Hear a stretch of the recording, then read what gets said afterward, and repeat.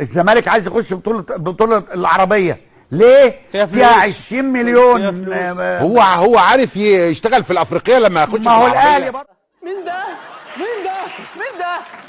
يا جماعه مين ده؟ سؤال فعلا. مش هتقول لي انت مين بقى؟ الناس كلها عماله تسالني مين ده؟ مش عارف ارد عليهم. امانه عليك يا اخي بالله عليك تقول لنا مين ده؟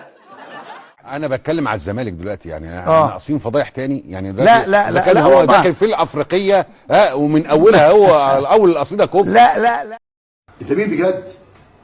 انت فسا، انت يالا شعر باط ملوش لازمه. انت مين يالا بجد؟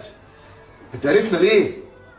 يا كابتن مجدي، يا كابتن مجدي، ان يعني الزمالك يبقى بيضرب الارقام القياسيه في الفشل ان قدام الانديه الجزائريه اول مره فرقه تتغلب على ارضها، فرقه مصريه تكون الزمالك.